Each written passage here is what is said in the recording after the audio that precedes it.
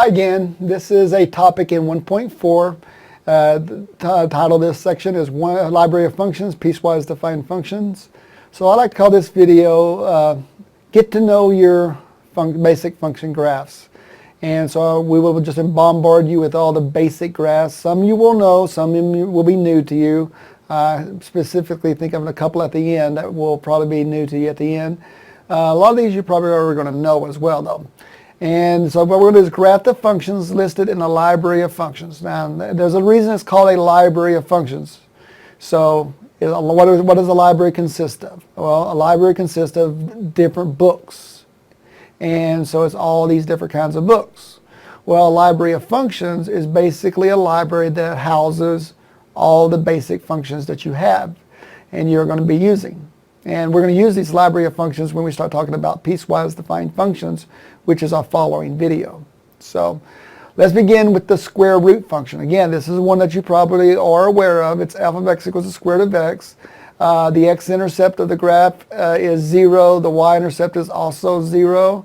And so that has a shape. So if you notice, the graph doesn't extend to the left of 0, 0 because you cannot take the square root of negative numbers.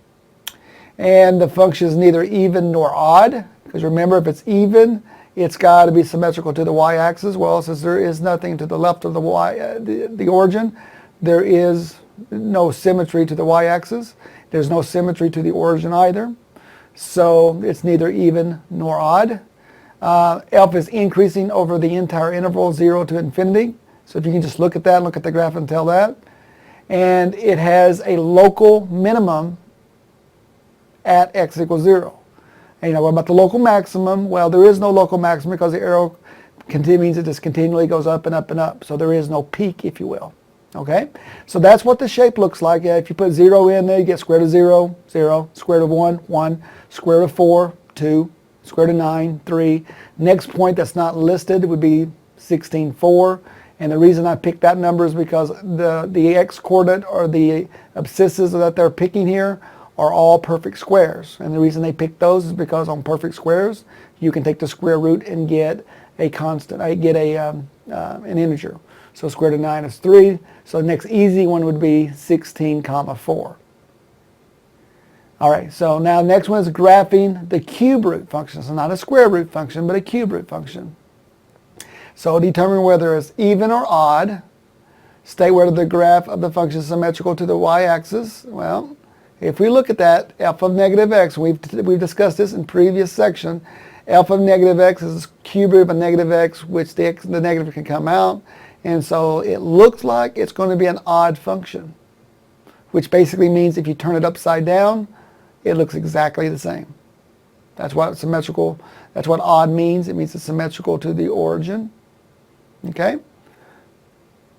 So f of 0 is the cube root of 0, which is 0. So looks like, again, the x and y intercepts are both 0, just like the square root of 0 was. And so they give you some additional points. But notice this time, not just picking numbers to the right of 0, they're picking numbers to the left of 0 as well. You could, because you could pick those numbers, and the cube root could also pick the numbers to the left of that. So if you put 0 in, the cube root of 0 is 0, 1/8, which I have no idea why they picked that one, but the cube root of 8 is 1/2. The cube root of 1 is 1. The cube root of 2 is like a decimal, 1.24. And then the cube root of 8 is 2. Typically we don't pick 2 and we don't pick 1/8 because they're fractions or they come out to be decimals. This author chose to do that. So you put the numbers that you have on the one that's on the table you're looking at are the ones that are in the first quadrant. Now the ones that he did not put in the list, which he should have, is the ones that are negative. So if you take the cube root of a negative 1/8, you get a negative 1/2. The cube root of a negative 2 is the negative cube root of 2. So it's also in the third quadrant. And then again, if you turn that graph upside down, the shape would be identical to the shape of what it would be right side up. So this is definitely symmetrical to the origin, and that's what it looks like. So the cube root of x has that. This is the graph we call the S shape. and you can see why it would be called the S shape. All right, so I talk a little bit more about it here. The x-intercept of the graph of cube root of x, the y-intercept is also 0. The function is odd, is increasing on the interval from negative infinity to infinity. If you notice, the graph is continually going up, left to right. It does not have a local minimum or a maximum. Do you see why? The arrows go up on both one end and it goes down. So there to be an absolute max, or local max and local minimum, they have to be a point, and these are not points. So they continue on up and they continue on down. So there are no peaks and there are no valleys. Okay, graphing the absolute value function. Now, this has nothing to do with absolute maximums and absolute minimums that we have discussed prior to this. This actually has a name, the absolute value function. So it looks like this. It has two bars with an x in between, and determine whether f of x equals the absolute value of x is even, odd, or neither. And again, this is something you probably have seen before. State whether the graph of the function is symmetrical to the y-axis or symmetrical to the origin. So if we do that, f of negative x is the absolute value of negative x, which is the same as the absolute value of x because both of them are positive, and that's what you began with. So this is indeed symmetrical to the y-axis, so it's an even function. F of 0 is the absolute value of 0, which is 0. So again, this looks like the x-intercepts and the y-intercepts are again going through the origin. And a lot of these graphs that are what we call the library of functions do have that characteristic. They go through the origin. Not all of them, but a lot of them do. A lot of them will go through the origin. All right, and so we list a few points, 0, 1, 2, 3, and you take the absolute value, 0, 1, 2, 3, it's the same. 0, 0, 1, 1, 2, 2, 3, 3. So which this kind of gives you a little misleading because they don't try the negative numbers, but they're saying the function is even. So if that's the case, negative 1 will give me 1, negative 2 will give me 2, and negative 3 will give me 3 because of part A. It's an even function. So if you look at the graph, there it is. So you put 1 in, 2, 2, 3, 3. If you put in negative 1, you also get 1. Put in negative 2, 2, and I think you might be able to guess what this is. Has another name. Remember the cube root function has that what we call the S shape. This is called the V graph, as you could probably guess why. It looks like a V, the V graph. Okay? And that's informal, but that's what they call the V graph. It's the absolute value function. And so they summarize it here. The x and y intercept are both 0. The function is even.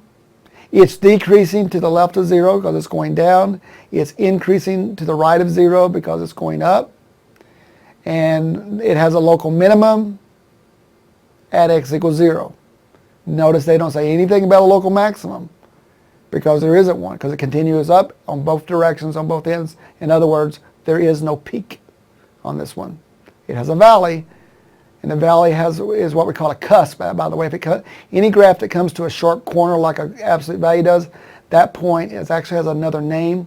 It's called a cusp, C-U-S-P. So you'll hear that in the future if you plan on taking calculus. Okay, the constant function. F of x is equals to b, where b is a real number. This is a constant function. We've talked about increasing, decreasing, and constants already. So a constant function is its own graph. It stays the same. It doesn't go up, doesn't go down. So f of x equals b, where b is a real number. So notice b has no value of x in it. It stays constant. So if you had f of x equals, let's say 2, then it will stay 2 all the way through its domain, making it a level of function and what we call a horizontal line.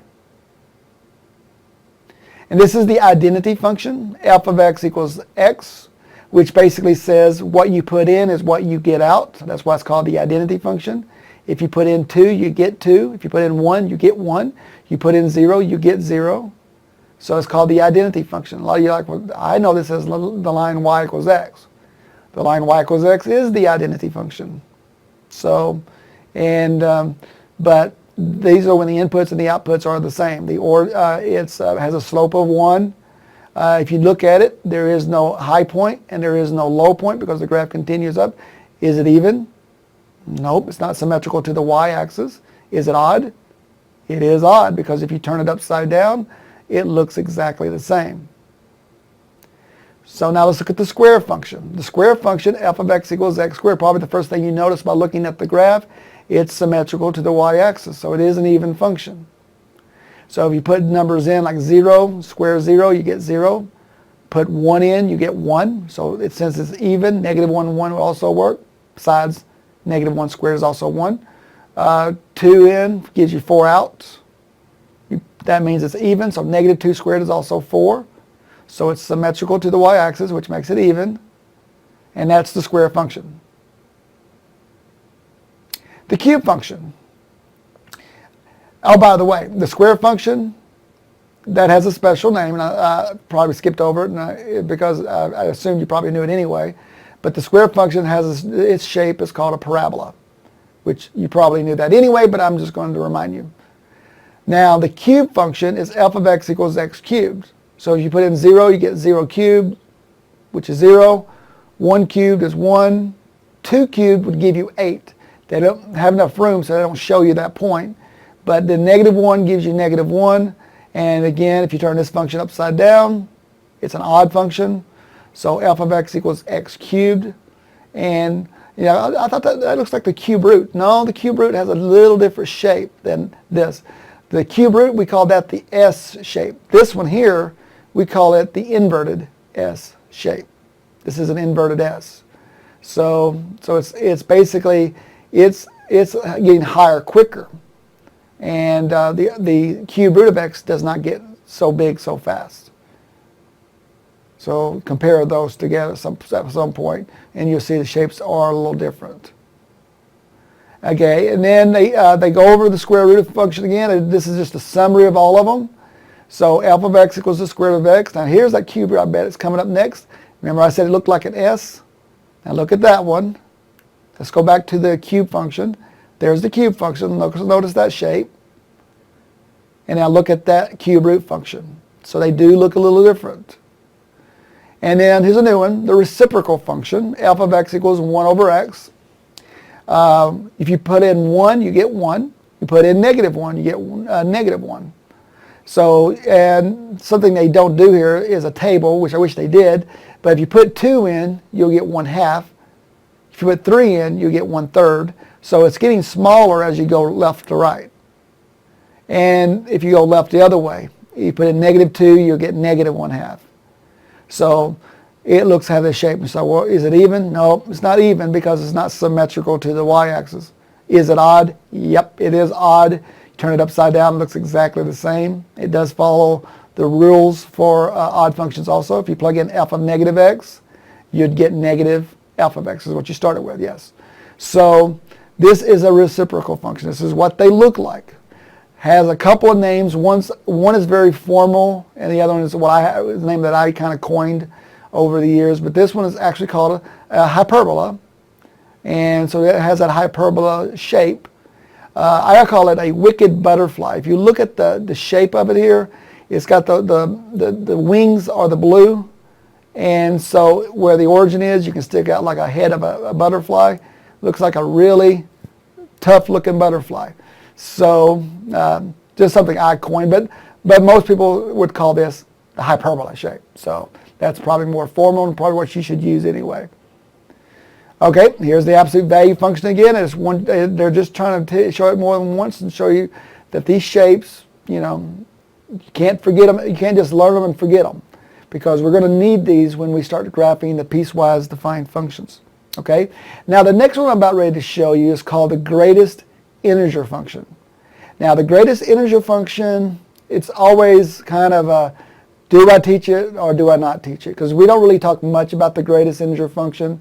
A lot of people have learned it in high school, so they've heard it before in my traditional courses. So I get a raise of hands. Have you ever heard of this one? And some will. About half the class say yeah, half the class will say no. Something we don't use a lot in this course anyway, but I'm going to show it to you here. It's got this, it says f of x is int of x and has a little asterisk at the top. And it equals the greatest, it's the greatest integer less than or equal to x. And they show you how this works. Now, by the way, you can also show the greatest integer function with the notation of a bracket, x, and a closed bracket. Not parentheses, but a bracket, a closed bracket. So a closed bracket with an x and another closed bracket, and the brackets usually have a double bar on it. So that's the greatest integer function shape.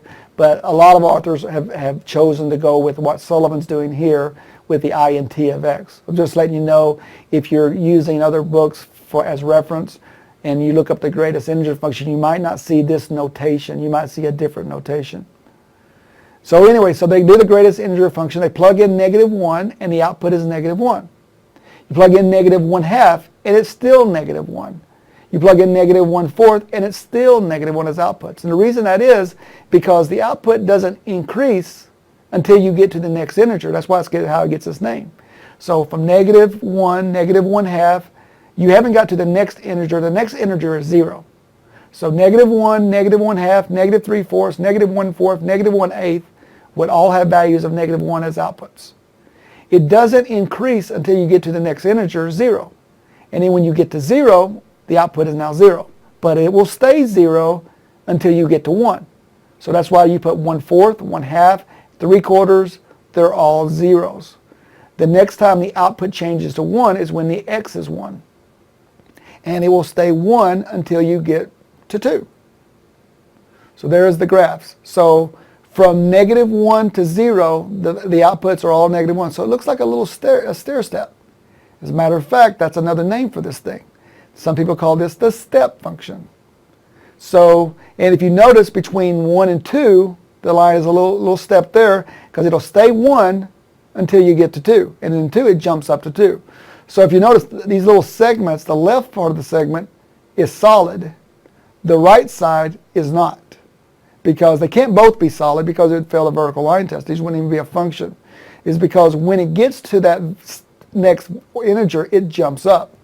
So it, from like, let's say from 3 to 4, the output will stay 3 until you get to 3.999999. It's still 3. But then when you get to 4, it pops up to the next level of integer.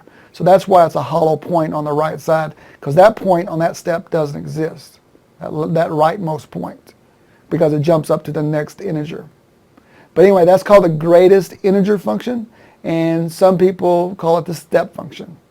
And they also show it to you by a graph on a graphing calculator. Don't worry so much about this one. So if you had a graphing calculator and you graph this, the left one you see is with the connected mode, because if you have a calculator that you graph this thing, and even if it has this function embedded in it, sometimes they'll try to connect them, which is not really legal because these little connections are technically vertical lines, and so that's not part of the graph. So the right one, the dot mode, is definitely better, because what happens is when it gets to that next integer, it automatically pops up, so you don't see those little vertical jumps that the graph on the left has. So the right one is a lot better graphing calculator that one has. Okay? All right. So this concludes this video. And as always, if you have any questions, feel free to contact me. Have a good day. Thanks.